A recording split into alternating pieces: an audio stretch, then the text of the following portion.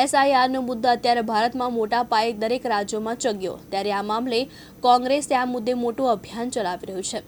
ત્યારે આ અભિયાન અંતર્ગત ખેડાના ડાકોરમાં આશાપુરા ધામ ખાતે પણ કોંગ્રેસની મીટિંગ યોજાઈ, જેમાં ડાકોર, થાસરા અને ગળતેશ્વર તાલુકાના કાર્યકર્તાઓ ઉપસ્થિત રહ્યા હતા। મીટિંગમાં હવે જ્યારે જિલ્લા પંચાયતની ચૂંટણી આવી રહી છે, ત્યારે ગામે ગામ એસઆઈઆરની ચૂંટણીના ફોર્મ ભરાવાની પ્રક્રિયા શરૂ થઈ ગઈ છે। તેમાં ઓથેન્ટિક વોટર ફોર્મ ભર્યા વગર રહી ન જાય તેની માહિતી આપવામાં આવી હતી અને દરેક કોંગી કાર્યકર્તાઓને એસઆઈઆર બાબતની કામગીરી સોંપાઈ હતી।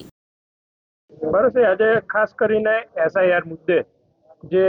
ચર્ચાઓ માટે અહીં સભા ભરેલી છે, ગળતેશ્વર, થાસરા અને ડાકોર કાર્યકર્તાઓ સાથે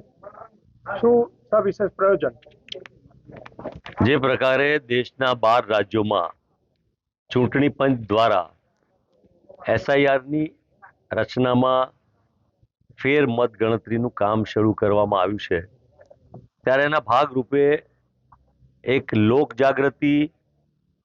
અને એક જવાબદાર પક્ષ કોંગ્રેસ, એના કાર્યકરો મતદારોને જાગૃત કરી એમના નામ મતદાર યાદીમાં નોંધાવે અને એ કામ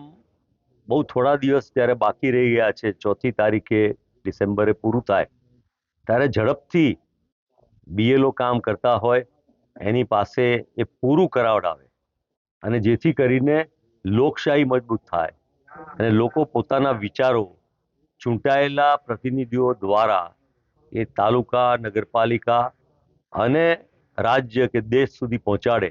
એ માટેનું આ એક જબરજસ્ત અભિયાન છે, જેમાં ગફલત ના રહી જાય,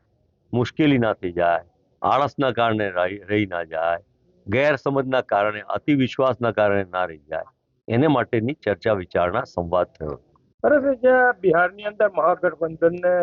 જે કારમી હાર મળેલી છે, શું કારણો છે ને હવે એના માટે કેવી રણનીતિ? બિહાર અને ગુજરાતની વાત જુદી છે અને હમણાં તો જે ગુજરાતમાં ચૂંટણી આવવાની છે એ સ્થાનિક સ્વરાજની આવવાની છે, એટલે તાલુકા પંચાયત, નગરપાલિકા, કોર્પોરેશન, જિલ્લા પંચાયતની થવાની છે અને કદાચ આ સરના કારણે ચૂંટણી ઇલેક્શન કમિશન રાજ્યનું એને થોડી મોડી પણ લઈ જાય। જે પ્રકારની ચૂંટણી બિહારમાં થઈ અને 60 લાખ કરતાં પણ વધારે મત એ રદબાતલ થયા અથવા તો નોંધાયા નહીં અને એના કારણે સામાન્ય વર્ગના લોકોને બહુ મોટો ફટકો પડ્યો। પોતાની લાગણી વ્યક્ત કરવાનો એક એવો મોકો હતો બિહારમાં પરિવર્તન લાવવાનો, એ મોકો એ ગરીબ લોકો ચૂકી ગયા અને આજે